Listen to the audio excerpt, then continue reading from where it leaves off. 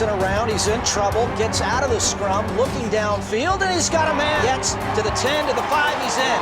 Touchdown. Marcis, yes. Is intercepted. It's fumbled, and Neely is going to walk into the end zone.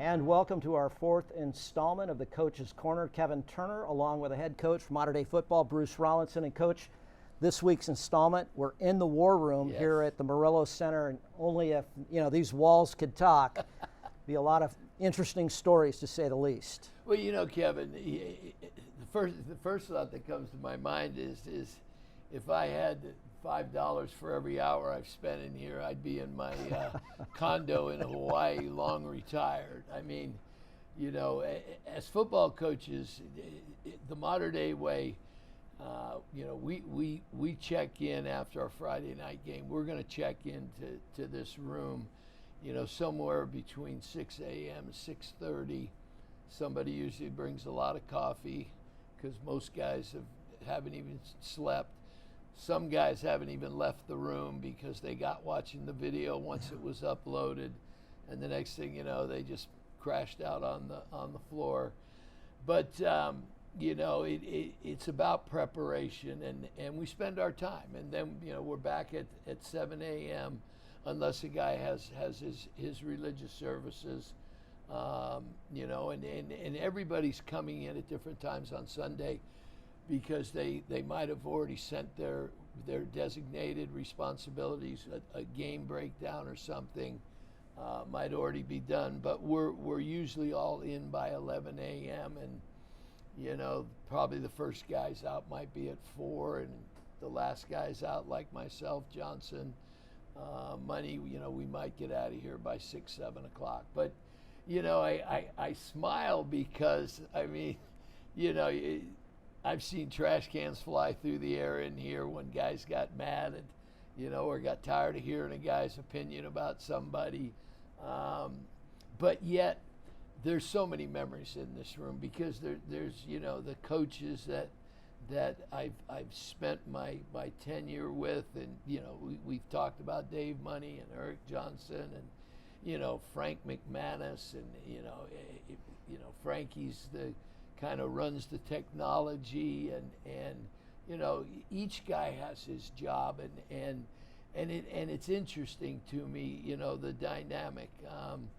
We're not a big meeting staff. I'm more of, okay, here's the agenda, here are the things that we got to cover, because if you get into philosophical, you get a lot of input, okay? And no matter who they are, these are all A personalities, and they all have opinions.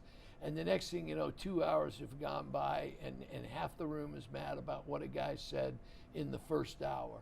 I always end the meeting on Sunday with what do we need to do.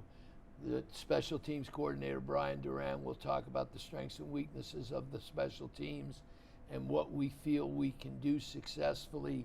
Maybe a block, if we think we can block a punt, then Dave Money will take over and talk about his what he saw on Saturday, what he thinks the offense is capable of doing against the opponent's defense. Johnson ends up, but where I like that is because Money needs to know where Johnson's thought processes are, okay?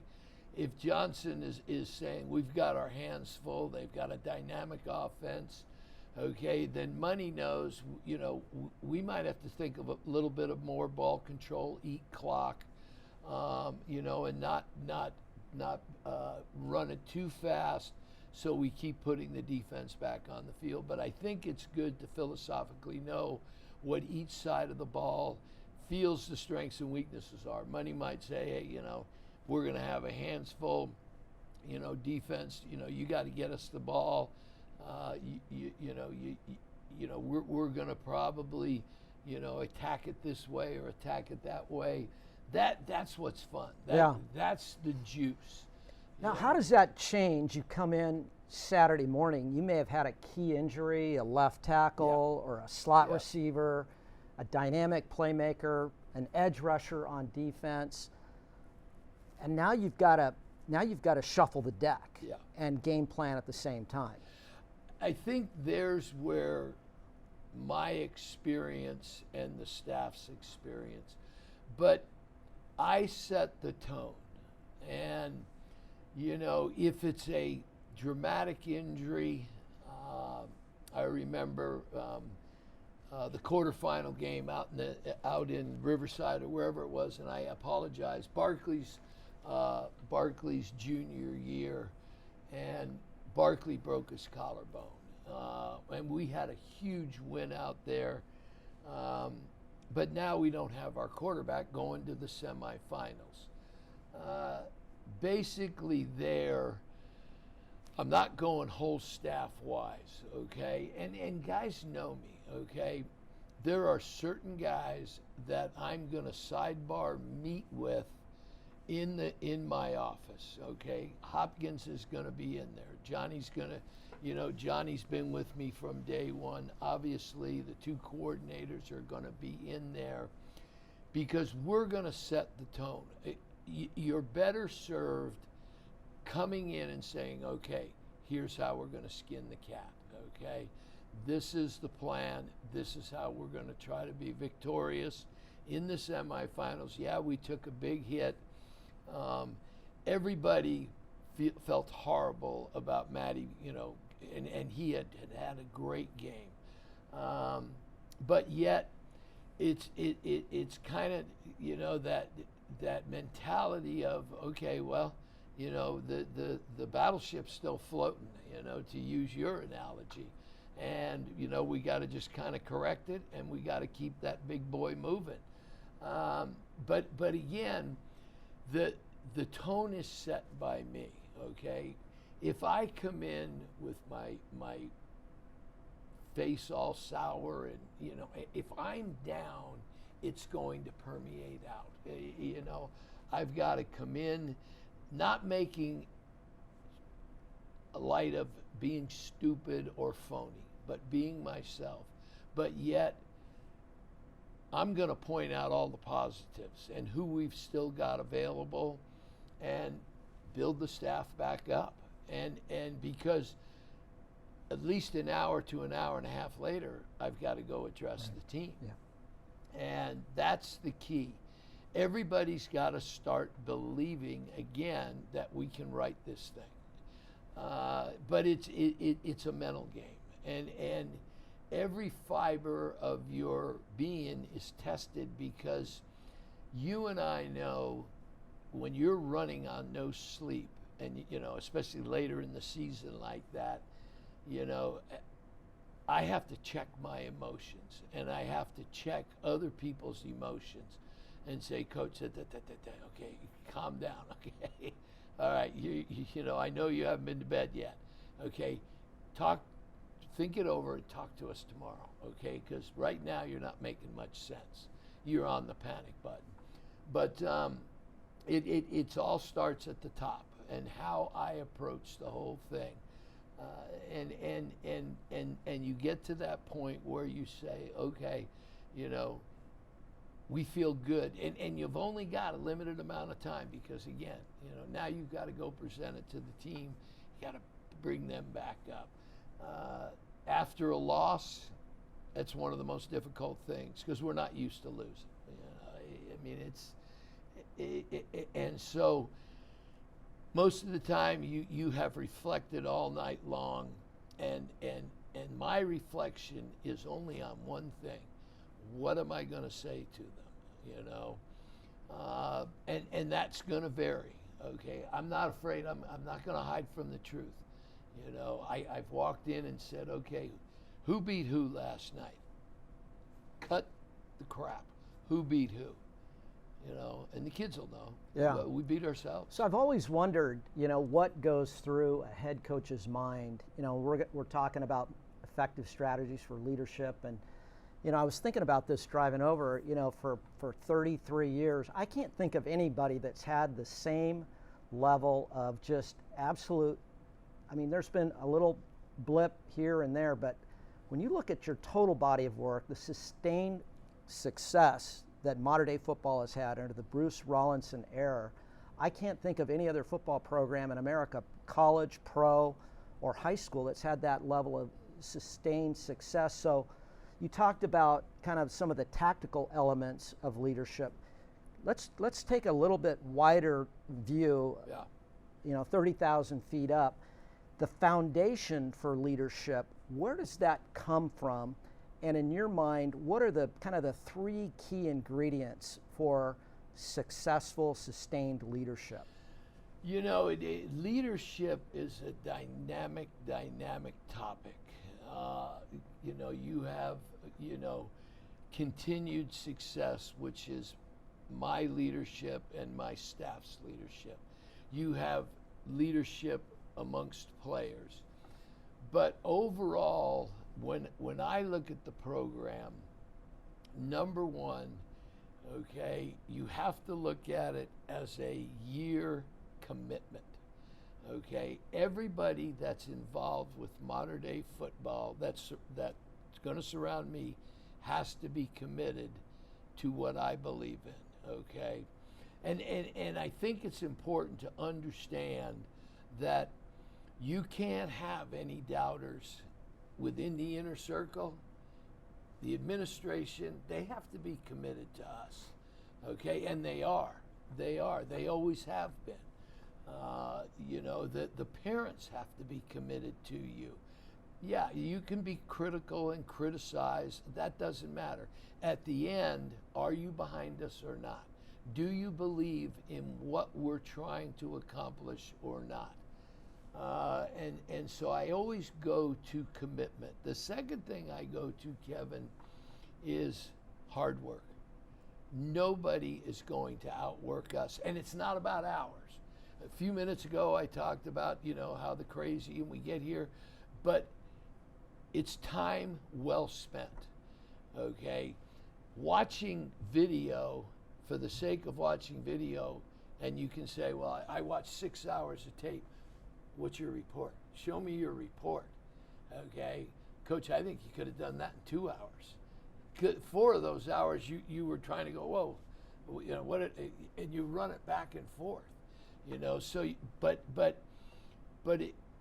the work ethic is paramount, and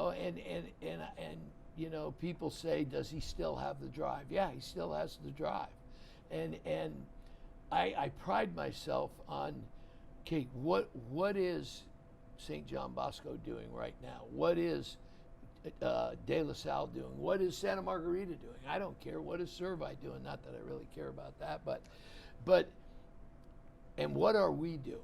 There's oftentimes on a late Friday afternoon in the middle of last Friday, everybody was gone.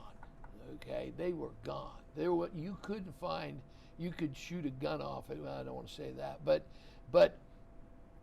and we're out on the field. We're grinding.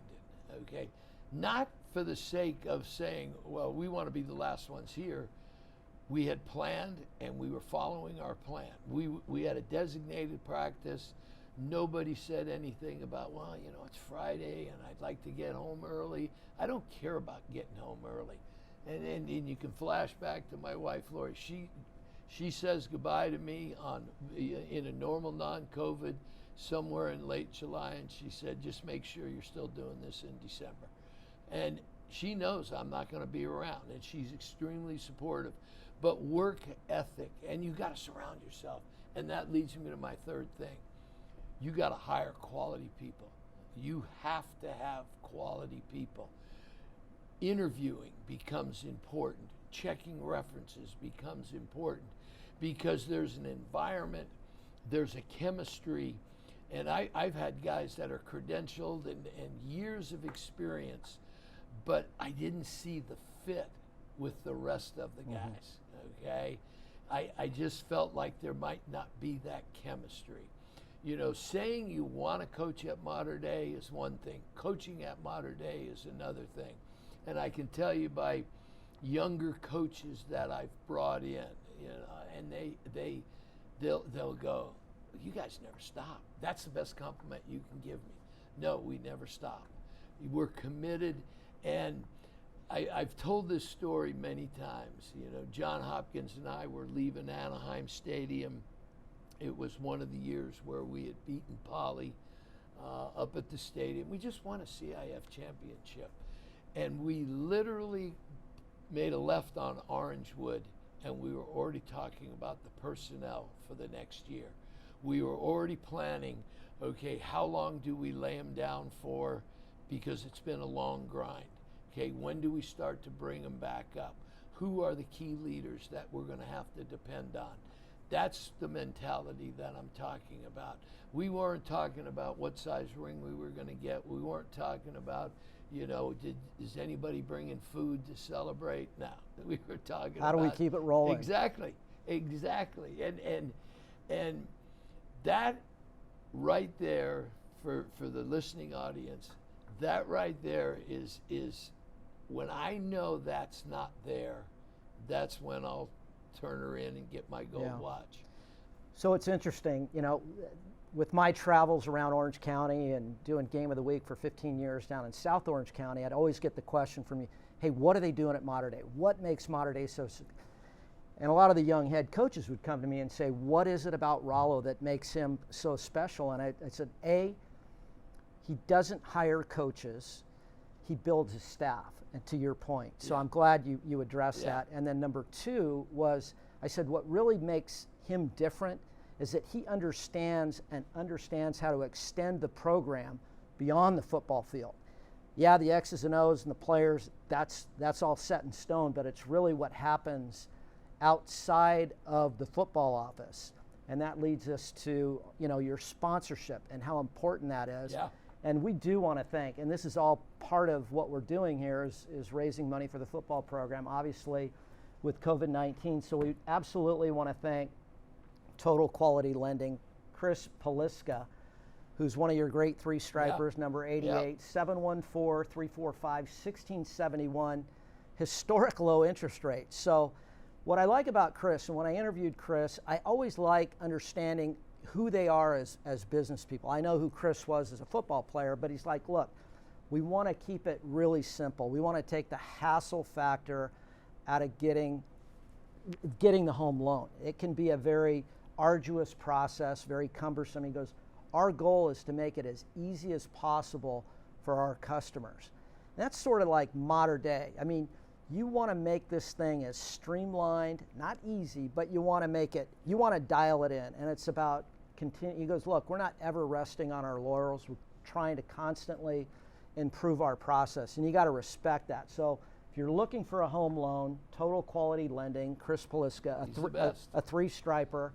And then the Miliari Group, Chris's partner, Carlo Valdez, who played in the Barkley era, and he's the bobsledder. Yeah. And he'll get it done quick. They're in the financial planning side of the house. So 529 plans, insurance, wealth preservation, debt consolidation. Carlo Valdez and his team can help you with that. And his number is 922-1088, 949-922-1088. And then we've got to thank, and I got to tell you, they're my favorite sponsor, and that's John Healy's group. New freshman family here at Mater Dei. John runs Hook by Crook Vineyards. They've got a great Cabernet Reserve out of Napa Valley that debuted November 2nd. Now I've got my real estate practice, so I've got a new project that we're marketing, The Source in Irvine, a new creative purpose-built office project. And with COVID, we can't do the open houses. So what KT's got to do is I gotta bribe these people to come down. And so I went out and bought a case of Hook by Crook. And when I went to Costco on November 4th, they were almost sold out. And this is one of the finest. It's a $40 cab that they're blowing out at Costco for $10.99. So it's an incredible value. Great product. And I was telling Healy when I came over here, because we've got a big thing tomorrow night at Orsini's place at Newport Rib for some of our sponsors. We'll get into that a little bit later, but I said, this is the second time I've had this bottle of wine, and no dry mouth in the middle of the night, no hangover, which is really not good if you're trying to do things in moderation, right? Everything in moderation. Except for football. But you know, these grapes are phenomenal. It's all hand-picked, curated, some of the finest cab I've ever had. And I'm a little bit of a snob because I like the Silver Oak Napa. And I was telling Healy on the way over, I go, you guys have hit this thing absolutely out of the park. And he's going, I'm going to bring some tomorrow to our event at Newport Rib. So check it out. It's cab at Costco, $10.99, hook by crook. And then they've got another product, and we introduced this in our last podcast. Yeah. It's the Blue Roost vodka. And it's being sold through Bevmo. This is French distilled, so it's imported product. Very smooth. I'm a vodka drinker. It's very smooth.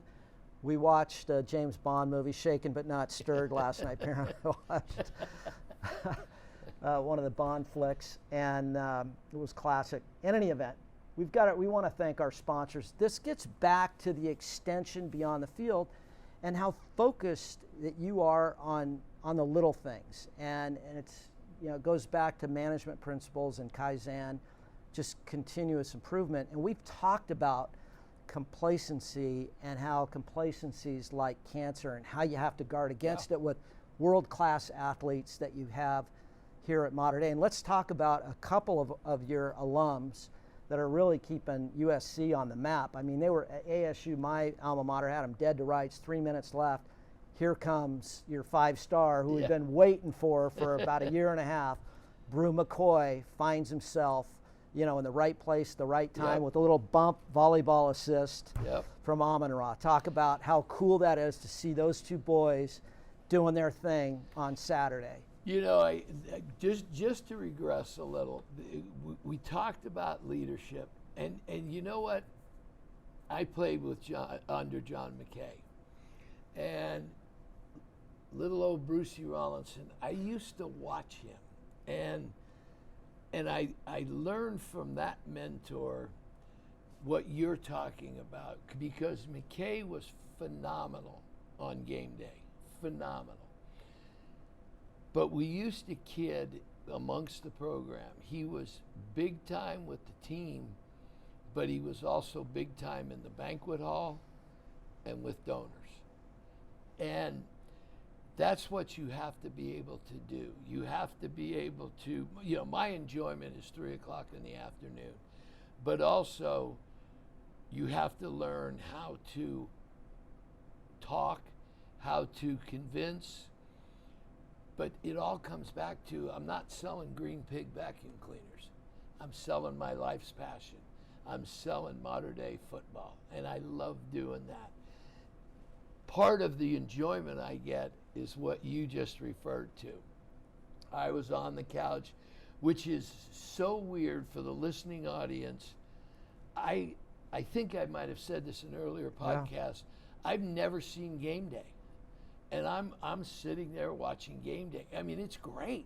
I didn't even know they had. I mean, God, I've got tears coming down my eyes when they're talking about this player.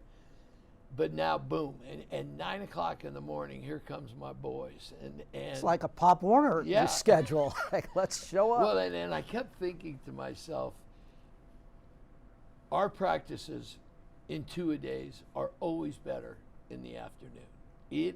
You got to be an A1, number one coach in the morning, because no matter what you say, and I'll bet you, if you're honest, as a player, I hated morning practice. I felt tight. I didn't feel the juices flowing, you know, and you had to bring your A game, especially at the collegiate level, especially playing when I played back at SC with 9 million, you know, 5-star talented guys and 125 scholarships.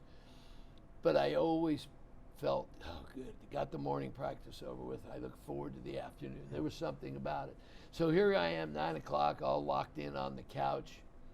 And I loved it. They went to Brew. I don't even know if you remember. They threw a little bubble screen to him early in the game. And I thought to myself, that's smart coaching. Needs a lick right out of the gate. That's smart coaching. It's been 2 years, all the turmoil, get him the ball. And he had success after catch, which is what he's notorious for. You saw his power. And I came off the couch. And in honesty, you know how emotional I am. I love Brew McCoy. And he was a great leader, a great Monarch. Did you give it an aye? Yeah, I did. I'm not kidding you. I gave it a fist bump and I said, yeah, baby. Now, a few plays later, I'm going, get it to Ra, get it to Brew McCoy. And Lori's going, hey, what's wrong with with Bruce? No, Lori was still up getting ready for the day, doing things that I didn't know you had to do on Saturday, which I will not miss at all. But, you know, and then as the game progresses, you know, I'm not one to, I don't sit there, you know, I try to analyze. Analyze meaning, okay, what is the defense showing? Okay, did he go to the right way? You know, what was the coverage? Why did he throw it there? Trying to learn, always trying to say, okay, and you see things. And you know, Will Flanagan, my son-in-law, you know, he said one time, you know, he goes, I thought I knew football till I watched a game with my father-in-law. Hey, it's going to be a new auction item. $5,000, you can come and watch the game on Rollinson's couch. We're going to send that up right away. The smoke signals are going up. and Will was fascinated. You know, I go, well, Will, you know, it's a cover 2 beater. They were in a cover 2. It's a great decision by the quarterback. You know, you know, that's the way I watch a football game. I'm not sitting there saying, what the hell are the coaches doing? I don't care. Okay, they're doing the best they can, and you know, then the game is unfolding, and it was really a great game to watch at 9 o'clock in the morning, especially. And you know, you and I have a relationship with. Obviously, you have a great relationship with ASU, and you know, we spent that day with Herm Edwards, and I'm paying tuition at USC, so. Little conflicted. but it knocked my socks off that day. I mean, that is one powerful man. Powerful, friendly. He's what we just talked about. Yeah. You know. He's a 4 o'clock in the morning guy. Yeah, but he treated us like we were gazillion-dollar donors. And I know you're smirking going, that's about where I'm at. But you know, and I'm watching the strategy go back and forth, and then, you know, comes the play at the end, and you know, the tip ball, and I was grinning ear to ear because I knew the excitement that Brew must have felt. Okay, dropped in his lap. He knows he didn't make it. You know, he was in the right place at the right time. But by God, then the onside kick, and he got it, and he gets it. You know. You know, coaching wise, they said, you know, they didn't practice an onside kick, and I said, well, that's not good. They must have practiced it. When you're in, you know, sometimes as you were fond, it's not about the X's and O's, it's about the Mo's and the Joes. Exactly. Put your best athletes out there when the game is on the line, and I've seen Mater Dei do that over the years, recover onside kicks, and you put the big, you know, the Haas's up there and the guys that are the gamers, and well, you just increase your odds, right? Well, think about, you know, in the big games, we have a 1 and a 1A kickoff team. And the one, I mean, all our starters are going down. And they're wrecking havoc going in, you know. And you know, we were up you helped set it up where we had the pregame meal. Up at Calabasas. Yeah, exactly. Oaks Christian. At the Four Seasons. Yeah, and you know, we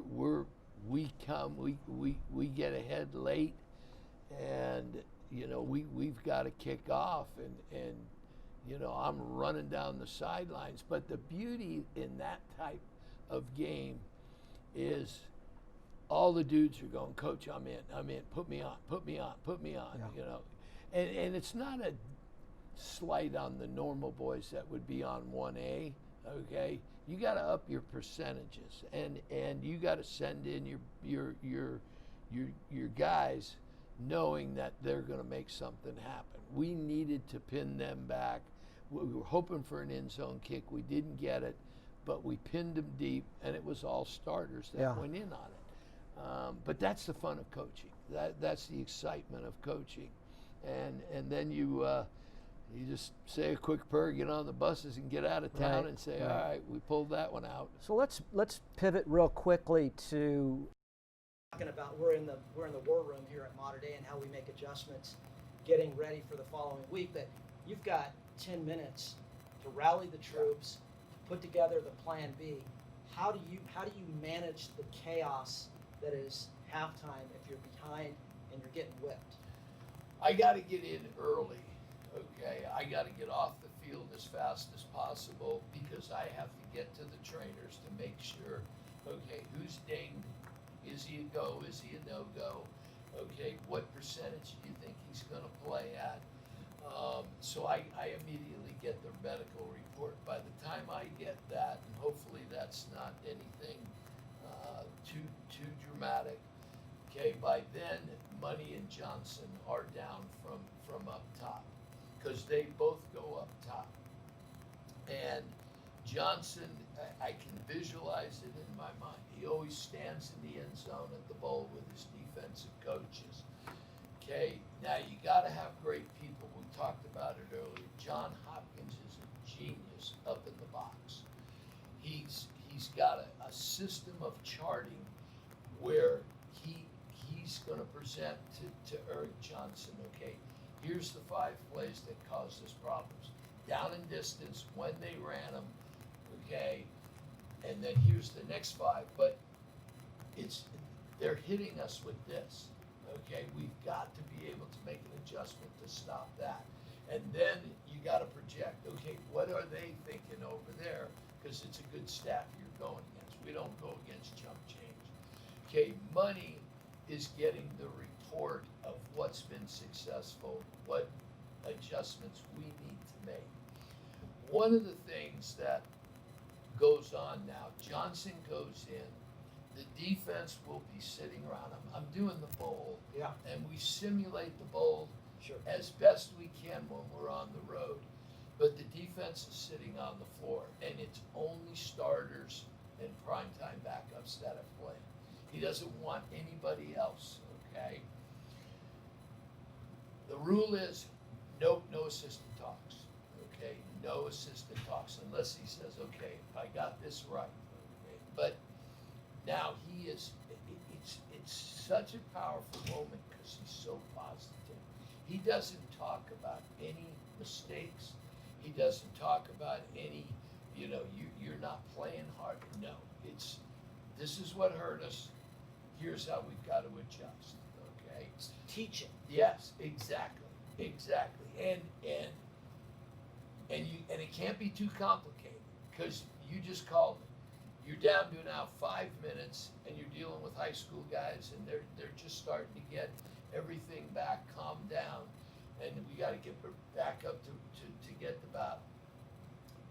Now, the way we do it on offense, which is Money's genius, Money doesn't talk to them, okay? Money gets to the quarterbacks, okay? With Taylor. O-line coach talks to the O-line, okay? Tim O'Hara talks to the running backs. Now, at that time, I'm working the room, okay? And my job, is to kind of build them up. Hey, you had a great first half. I saw that play. Okay, that was a great open field tackle. So that they're going, okay, they saw that, and are you good? Are you good? The doc said, don't worry about it, coach. They picked it up. I'm fine. I'm good to go. Okay, all right. I'm proud of you. Okay, give me everything you got. That type of motivation. Then you got to have a guy like Leo. I don't know who's going to do this next year. Bose is now counting down. Okay, he's got either walkie-talkie out to the field. Okay, he's got to give me the 3-minute mark. Okay, usually he'll start at 3.5 minutes, and I'll know when to start to wind it up, and then final words taken for the second half. And that message is whatever's going on. You're behind, okay, get up off the floor and let's go resume the fight. Okay, we've got to turn this thing. All goes back to what we preach in my philosophy, okay? Wear them down in the second half. They're wounded a little bit. You put the hit on them. The scoreboard is not in our favor right now, but turn it loose now. I've always believed, like I tell them, call down on it, okay? Meaning draw it from inside of yourself. Draw it up. It's there. But it won't come if you don't call it. Yeah. You've got to call on it. And they know what I mean by that. Okay? There's more speed to be had. Okay? There's more pain that you can block out. There's more mental focus than you got, especially if you're behind. Failure. Okay. You dealt with that last year. How do you handle and overcome big disappointment? You had a big lead playing the CIF championship against your arch rival you'd beaten earlier. You guys flipped the tables on each other the year before, so you knew they were coming in the second half. Yeah. And they came charging out of the gate with the All-American quarterback, DJ Uwangalei. They turned it loose. Yeah. You guys took it right back. You had a chance at the very end of the game to take it back. You ride the bus home, and here we are. We're still, a year plus from being able to get back on the field. What's the message to the young men? How do you turn that into a teaching moment? There's a couple things when you talk about failure. Okay, first of all, you've got your team and they're devastated. Okay, and there's no. I've had to say it because I've lost some CIF championship games over all these years, and it's hard, but you don't know what to say. Okay, you're definitely not going to go to the jugular and talk about who beat who. What you're going to do is try to just say, look, let's reflect back on all the great things that happened in the season. That's what I had to do last December, okay? And as I told them, and it sounds trite, but okay, look, you're going to wake up tomorrow. The sun's coming up, okay? You guys that are coming back, yeah, you better have a vendetta. You better have a burn in your heart. You seniors, I feel horrible for you, but the sun will come up. Eventually, you've got to refocus on your academics. You've got to get training again if you're a scholarship athlete. And in that message, Kevin, don't do something stupid, okay? You don't need to go celebrate or drown your sorrows. And then you got to have time to let the wound heal, okay? The problem is, I can tell you, the wound is not healed in Dave Money. The wound is not healed in Eric Johnson, but especially Dave Money, okay? The defense, they did a heck of a job. I know they came roaring back at us, but we gave them, okay? 6 turnovers in a modern-day football team, no way, no way. I mean, we might as well have handed it to them, which we kind of did. Just look at it, okay? The theme this year is Red Redemption. Okay, redeem yourself. Okay, redeem yourself. They know exactly what it means. And then part of that theme is seize the opportunity. Every time you have an opportunity to train, every time you have the opportunity to make the right decision, make the right decision. There's not yesterday, like I told them, I said, look, if you need a reminder, I'd be happy to watch the second half of the St. John Bosco game with you. If you want to think how good you are, or you just celebrated, let's go watch the game, okay? They know. They know I know, okay? So it's I pride myself on motivation. I don't need to motivate myself in this case because I'm a sicko. I guarantee you, I watch it once a week. I watch the second half once a week. because I do get tired. I do start to question, well, what are we doing? And then I just go, okay, this is why I'm doing it. Okay, this is why I'm doing it. I got to be standing on that stand. Okay, that's where we belong, and that's what motivates me. I think that's the true mark of a champion, is that when you have that ability and that resiliency to get back up when you're knocked down. And I was reading just the other day. I read a lot of leadership related books, and there was a quote in there by Charles Dickens, and he reminds us in times of turmoil, reflect on your blessings. Yeah. Talk about how important that is right now in the current state that we're at here on November 18th, where we've just gone to purple. You know what, Kevin? I'm going to flip it back. You and I don't know if it was 2 weeks ago or 3 weeks ago, but it has resonated with me, and it's become part of my message. We were talking, I think we were on the cell phones, and you talked about there is no more important time than this time right now to go back to your faith. And I keep thinking about that. You have to have a faith, okay? It's gonna be okay. And however strong your faith is, or if you have these, I truly believe we all call on something, okay? You and I choose, because we're Catholic, that we have our doctrine that we follow. Some people say a higher power, but I think the faith message is important. And I reflect back in a discussion that I had with my wife, and she said, Bruce, she goes, you didn't create the situation, and you can't control the situation. As much as you think you can, this is one that's out of your control. And here it came, which is what I preach. What's in your control? She goes, you have practice today. Why not make it a great practice? Don't worry about tomorrow. How good are they going to practice today so you come home in a good mood? And that has stuck with me, and that's become my message. You can control your outlook. Yeah. Just today is our day. I don't know what tomorrow, I mean, yeah. Everybody had predicted this purple. I couldn't see it coming because, I'm always a day behind. I'm looking at the numbers in the paper trying to figure them out. I'm going, well, the numbers say we're safe.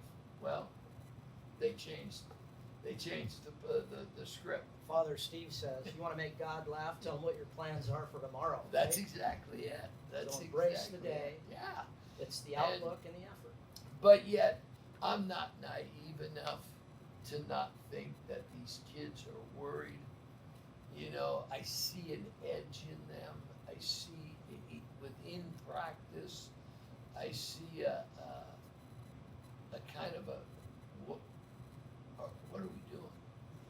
And true leaders are gonna rise, and thank God I'm surrounded by great leaders who keep us dialed in to what we have control of, and might change tomorrow. So that was one of my questions here. I want to pivot. We talked about staff leadership and extending beyond the field, and your foundational tenets for sustained success. What do you look for, and how do you develop leaders that are in the locker room? Yeah. What do you look for, and what are some of the primary kind of tenets for a student athlete to become a leader? You know what, Kevin? I said it earlier. Leadership is a dynamic topic, and there's so many. Are they born leaders? Can you develop leadership? And what I've learned over all these years is that, first of all, have an observation period. Okay. Non-COVID, that's your off season. Those first 3 or 4 months, you're observing simple things. Hey, somebody left the locker room. The locker room is a pigsty. Okay, you're observing though what kids took control of that. Okay, without other than just saying they know I was unhappy. What kids said, all right, let's get this handled. And you observe. I've been with them now for over 2 months, and I've shortened my observation period. I studied my seniors coming back, and I enjoy this. I don't share it with anybody, but I project the leaders, okay, based on their years at Mater Dei and even transfers. It doesn't matter, okay? The second thing is, what I've learned is, get the kids' opinions. And I know that some people that are watching are going, huh? Let the kids decide a lot of stuff, okay? Do you want to lift and then practice right after? Do you want to lift, then have video, then practice? Would you prefer to practice? Let them make decisions, okay? And then again, okay, observe, okay? Who's taking over the dynamic? You've given them the power to make the decision. The negative, you know you're in trouble when they're all just arguing, okay? You know that you're in trouble. You know when a kid finally says, you know what, I've listened to enough of this crap, okay? I'm taking over, okay? This is what we're gonna do, okay? We're gonna try it this way. I'm going to coach, okay, attaboy, okay? You asserted yourself. Some kids, you know, are not assertive, but they're incredible leaders. You know, I go back to our captains last year. Bryce Young was not a rah-rah guy, okay?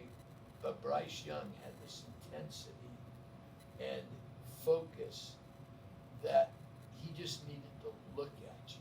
And if he looked at you in a disappointing way, they got it corrected. Dean Neely, the elevator didn't go to the top floor, okay? And he was running around like a chicken with his head cut off, but yet they respected him because nobody worked harder than Dean Neely. Nobody spent more time in the weight room, or nobody won every sprint. And believe me, you know, there were days when I was testing them, and Dean just kept going and kept yelling at guys, if I can do it, you can do it. And so you have this blend of a defensive madman, yeller and screamer, and then you have this offensive leader. Miles was quiet, except with the big men. He would not tolerate less than excellence with the big men. But when Miles stepped into the offense, if it wasn't Bryce staring him down, then Miles very quietly said, get the sprint around. But commanded respect. You see where I'm going with it? Just different, different. personality profiles can relate Yep. to different aspects and different personalities Exactly. on the team, and then you have that alignment, which becomes part of the magic. Yeah, and then there was my 4-point, you know, that's unfortunately online learning, but should be at Penn playing football, who will, you know, is, you know, in the Wharton School of Business, and he was more of the analytical.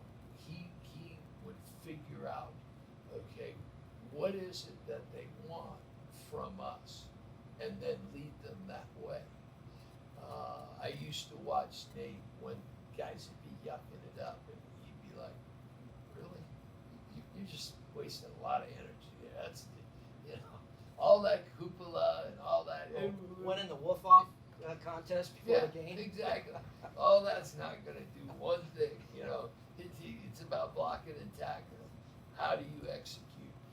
But I enjoy the challenge of leadership. I enjoy as it builds.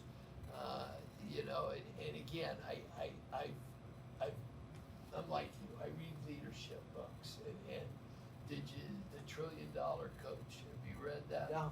Oh, it's highly recommended. Whole different way of doing it. A completely different way of doing it. And I'm surprised you haven't read that. But you glean from everything.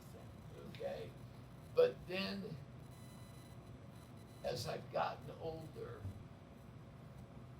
I know where my strengths are. I know when to go for it. I know when to bring the voice up. I know when to exhibit a certain kind of leadership a certain way, a certain kind of leadership the other way. But overall, when it comes to the team, I want them to figure it out. Give them rope. They will not hang themselves. It might take them a while to figure out how to pull it in the right direction. And it's painful sometimes to watch. But eventually, people... You've got to empower them. Yeah, A exactly. good leader will empower subordinates. And people will emerge through the process, and now you go, okay, there's my future captains. Awesome. Well, in times of turmoil, reflect on your present blessings. And despite all of this, you and I are probably the most blessed people on the planet. Our limited academic skills and looks. So let's talk about just future upcoming events. We've got the golf-a-thon, which a lot of the three stripers are getting involved in. We encourage you to go to modernDayFootball.net to get engaged in that. Drew Littlefair, God bless him, one of my great offensive linemen in the 2000s. Drew took the lead on that and is chairing that, and has just done a fabulous job. I know the last count, I think you and I were on the conference call. He needs 6 more pairs of golfers, I think it was. We'll get updated tomorrow morning on our weekly call, but that's going to be a great event. And with the finances the way they are, we got to hit a home run. We got to hit a home run. And if you want to sponsor a team or sponsor an individual, buck a hole. They're going to try to play as many holes as they can. Yep. It's coming up next month. We'll be out at Old Ranch December 7th. Just 36 golfers. They got the whole course to themselves. They're going to try to get at least 36 holes in. It should be a lot of fun, and all the proceeds are coming right back to the Red Zone Affinity. Tomorrow night, we won't. This will get tape delayed, but we've got a big event with Joe Orsini, Newport Rib Company, for our sponsorship for the Rollo Invitational. But we can talk about that. We need sponsors for the Rollo Invitational. We call it our kickoff, and kind of a state of the program. It's kind of a fun event, and we're not going to twist arms.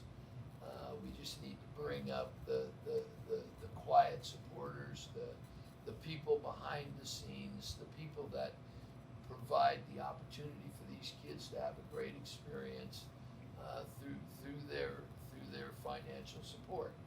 And I look forward to it. John is tremendous.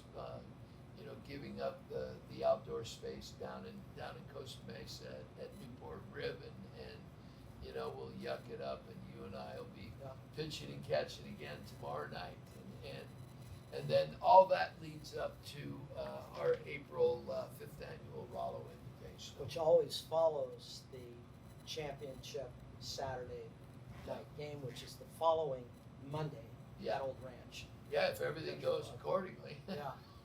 I know you and Jason are kind of in this thing together, Coach Negro at St. John Bosco, and this is just a crazy time, but fortunately, being part of the private Catholic, you guys have a little bit more leeway to manage this without government oversight. What I would tell you, Kevin, is it starts right up in the buildings of the hallway. And our administration, early this week in a meeting that they have committed to put proposals together. We want our athletes on the fields and on the courts. End of story. Okay? And I think, if we get the right protocols, we have different plans put together. You referenced Jason. His program is just like mine. His school is just like mine. And the guy's a class act. He shares everything they're doing. I share everything we're doing. We laugh and up, and at one point Saturday I was in discussion with him, and I said, well, we probably could play each other every week. Pay-per-view, baby. and he said, well, that's what it might come to, but somehow, some way, we're going to play.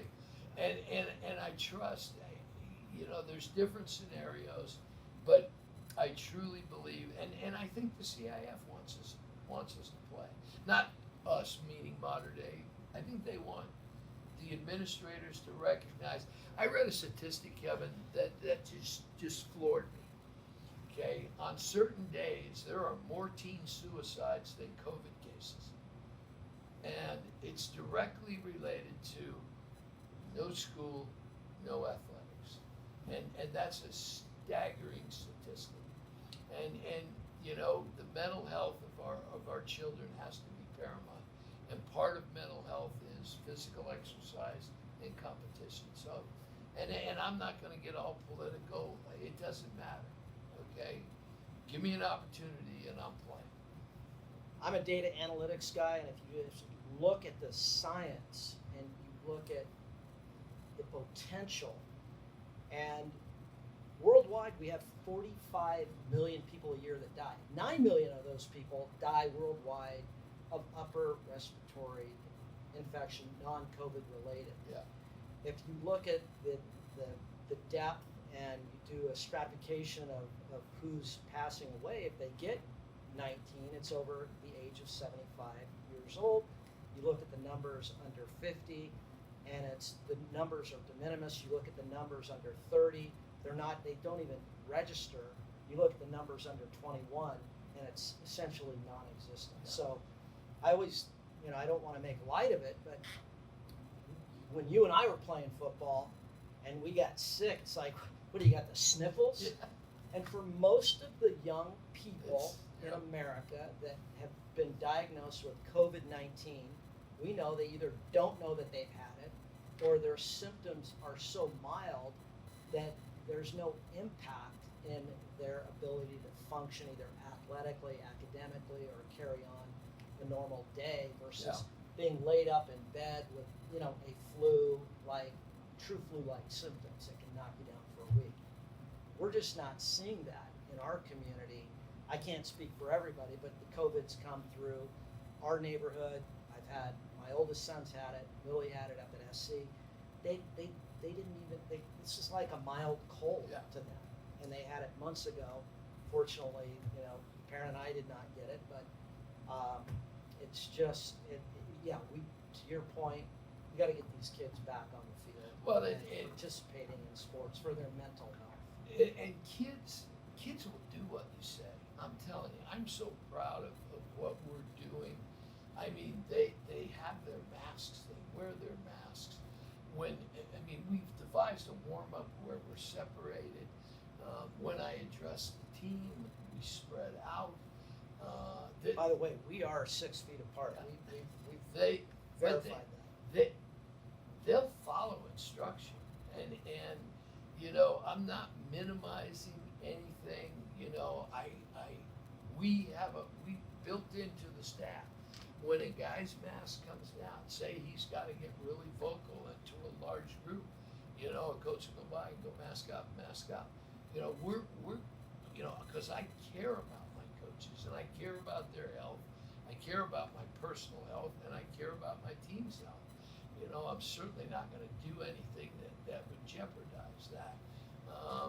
And I'm going to follow whoever tells me. It goes back to what we talked about earlier. Tell me what I'm supposed to do and I'll do it. But I'm going to advocate that we figure out protocols. I don't care if they test us 6 times a day. It doesn't matter to me. But let's try to see if we can get an opportunity to get these kids back on the field and on the courts. All right, let's once again thank our sponsors, Total Quality Lending, Chris Poliska, 714-345-1671. For your home loan, historic low rates, we know about that. The Miliari Group, that's Carlo Valdez, that's wealth management. Debt consolidation, 529 plans. Give Carlo a call, 922-1088. That's area code 949. And then our good friends at Hooker by Crook and Blue Roost Vodka. Want to thank our sponsors.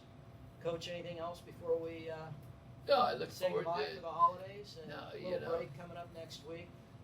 That's a whole new adventure. Yeah. I have in 32 years that I get home and we're getting ready to eat, and I get time for a quick shower. So, in one way, I'm looking forward to it. In another way, I wish we were practicing on Thanksgiving because it means we're in the championship game, and it means my alumni are coming back.